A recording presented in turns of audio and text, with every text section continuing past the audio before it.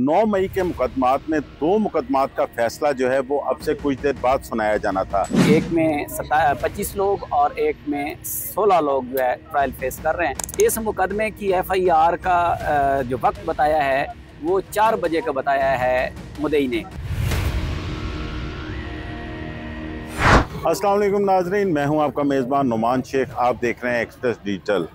नाजरीन, 9 मई के मुकदमात में 2 मुकदमात का फैसला जो है वो अब से कुछ देर बाद सुनाया जाना था, लेकिन ये फैसला 11 अगस्त तक जो है वो मुलतवी कर दिया गया है। मेरे साथ PTI के वकील मलिक परवेज साहब मौजूद हैं। इनसे बात करते हैं कि कौन से मुकदमात थे जिनका फैसला आना था और वो क्या लगता है उन्हें, क्या आज अदालती कार्रवाई हुई। परवेज साहब, बहुत शुक्रिया आपके वक्त का। सबसे पहले तो ये बताइएगा, ये कौन से मुकदमात हैं जिनका फैसला आना था? देखें, ये 2 मुकदमे हैं 9 मई के, जिसमें एक 103 है थाना सरवर रोड का और दूसरा है 768 थाना शादमान का। ये दोनों मुकदमे जो हैं इनमें से एक में 25 लोग और एक में 16 लोग जो है ट्रायल फेस कर रहे हैं जो इस वक्त अदालत में। 103 में मैं कुछ 7 वर्कर्स हैं उनको रिप्रेजेंट कर रहा हूँ और 768 में 11 वर्कर्स, क्योंकि मैं सिर्फ वर्कर्स की हद तक कर रहा हूँ। जो सीनियर क़यादत है उनको बुरहान मोज़म मलिक साहब और बाकी क़यादत के अपने वकला हैं।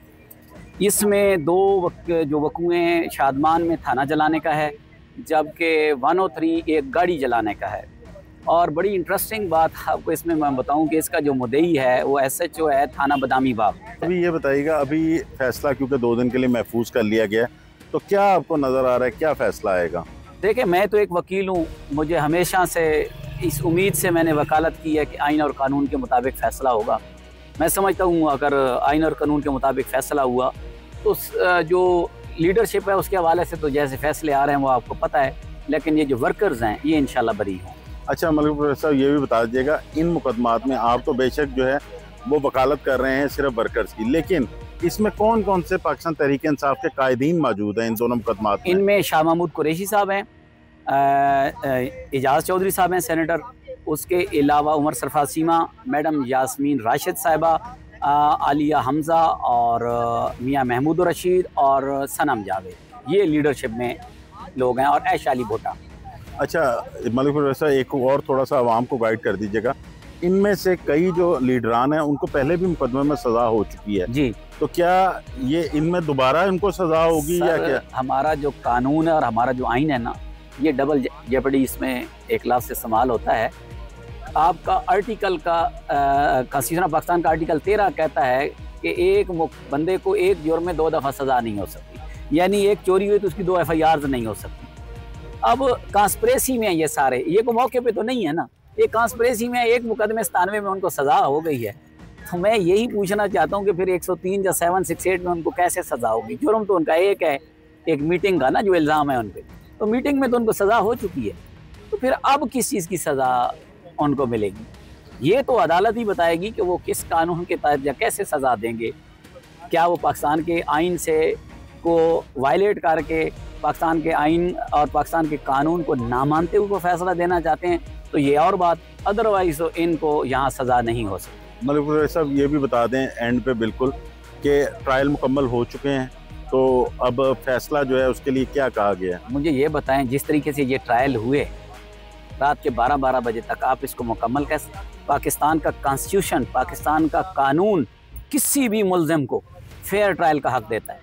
ये कौन सा फेयर ट्रायल है? रात के मैं 12:30 बजे यहाँ से निकला हूँ और सुबह मुझे कहें कि 50 एक मुकदमे में या 60 गवाह हैं, उनकी तरफ से उनके तमाम के बयानात पढ़ के 600 पेज और सुबह मैं फ़ाइनल आर्गूमेंट करूँ। मैं इंसान हूँ, ये तो फरिश्ता भी मेरे ख्याल में नहीं कर सकता कि वो 600 पेज पढ़ के सुबह आके आर्गूमेंट करे। ये कोई फेयर ट्रायल नहीं है, ना मैं ऐसे ट्रायल को फेयर ट्रायल कहता हूँ। ये जुल्म है, ज़्यादती है। आप जितने मुल्ज़मान हैं, मैंने उनकी तरफ से एक सवाल फ्रेम किया तफ्तीशी को, मैंने कहा आपकी ज़िम्मेदारी है कि दोनों का मौक़िफ़ सुने, मुद्दई का और मुल्ज़िम का। एक बंदा है, FIR कहती है कि तमाम मुल्ज़मान की उम्र 20 से 37 साल है, उसकी उम्र 80 साल है और वो साल जेल पड़ा रहा है। आप अंधे हैं यार? इतना तो बंदे को अकल होनी चाहिए कि जो मुल्ज़मान हैं उनकी उम्रें 20 से 37 साल हैं, आप 80 साल वाले को जेल में रखा। 103 में जितने मुल्ज़मान हैं उसमें एक 17 साल का माइनर है मेरे पास, बाकियों की उम्र 50 साल से ज़्यादा है।